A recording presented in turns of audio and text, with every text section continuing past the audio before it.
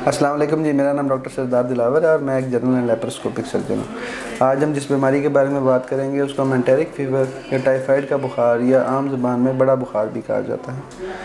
Typhoid fever basically एक organism है, Salmonella typhi के नाम से। एक जरासीम है, बैक्टीरिया है, जिसकी वजह से ये बुखार होता है। जब भी कोई बैक्टीरियल इन्फेक्शन होगा, फ़ीवर उसका एक सिम्टम होता है। लेकिन क्योंकि ये परसिस्टेंट होता है तो इस वजह से इसको हम बड़ा बुखार या मुसलसल रहने वाला बुखार कहा जाता है।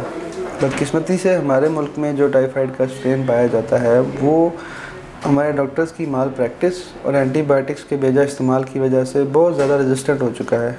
इसका मतलब है कि उस पर आम दवाइयाँ या आम अद्वियात असर नहीं करती, हाई पोटेंसी की एंटीबायोटिक्स देनी पड़ती। अब जब किसी को बुखार होता है और वो टाइफाइड का बुखार होता है और वो उसकी प्रॉपर मेडिकेशन नहीं लेता या एंटीबायोटिक उसके हिसाब से नहीं लेता, वो बुखार परसिस्टेंटली रहता है और वो अल्टीमेटली छोटी आंत को इफ़ेक्ट करता है। छोटी आंत में कुछ ऐसी पॉकेट्स होती हैं, पायर पैचेस कहते हैं हम उन्हें, उनमें जाके ये जो सल्मोनेला टाइफी जरासीम है ये रहने लग जाता है और वहाँ रहने की वजह से उनकी सोजिश होती है। सोजिश की वजह से छोटी आंत फट सकती है। अब छोटी आंत का फटना जो है वो एंटेरिक फ़ीवर या टाइफाइड के बुखार को एक बिल्कुल नई सिमत दे देता है।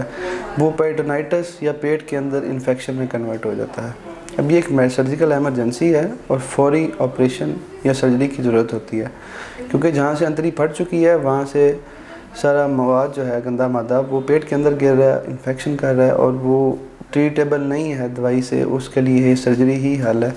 सर्जरी में हम उसको रिपेयर करने की कोशिश करते हैं। अगर ज़्यादा इफ़ेक्टेड हो छोटियाँ तो आर्जी तौर पे बड़े पेशाब की नाली बाहर भी निकालनी पड़ सकती है। अगर किसी को टाइफाइड बुखार लाहक हो और वो चाहता हो कि ये इस नौबत तक ना पहुँचे तो उसके लिए क्या करना चाहिए? उसके लिए सबसे पहले तो जी तशख़ीस, प्रॉपर गाइडेंस और तशख़ीस जो है वो बहुत ज़रूरी है। पहले एक टेस्ट होता था हमारे पास, सीरोलॉजी हम उसको कहते थे, टाइफाइड सीरोलॉजी विडाल टेस्ट, लेकिन अब वो ऑब्सलीट हो चुका है, वो सारी दुनिया में बैन हो चुका है। उसको मतलब पॉजिटिव या नेगेटिव होना उसका मायने नहीं रखता, क्योंकि वो मोस्टली पॉपुलेशन का पॉजिटिव है कैरियर होने की वजह से। Blood culture is the gold standard. आप ब्लड कल्चर करवाते हैं और उसके ब्लड कल्चर के बाद जब फीवर आपको हो आप कल्चर करवाएं। अगर उसमें आपको टाइफाइड आता है उसके हिसाब से स्पेसिफिक एंटीबायोटिक लें ताकि वो ट्रीट हो जाए और वो ख़त्म हो जाए और प्रॉपर ड्यूरेशन के लिए लें।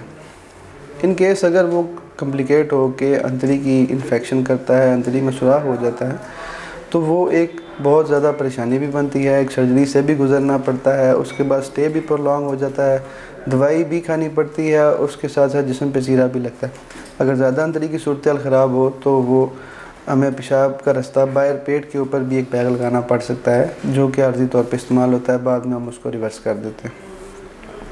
तो बचने के लिए जी हमें पानी जो है वो साफ़ इस्तेमाल करना चाहिए। बॉइल्ड वाटर या डिस्टिल्ड वाटर, साफ़ सुथरा पानी पीना चाहिए। कंटामिनेशन को, सेवरेज और पानी का निज़ाम हमारा अलग-अलग होना चाहिए और अपनी हाइजीन जो है उस पर हमें फ़ोकस होना चाहिए ताकि हाइजीन हमारी अच्छी रहे और हम इन कम्युनिकेबल या ट्रांसफरेबल डिजीज़ से जो एक इंसान से दूसरे इंसान को हो सकती हैं उनसे बचा जा सके।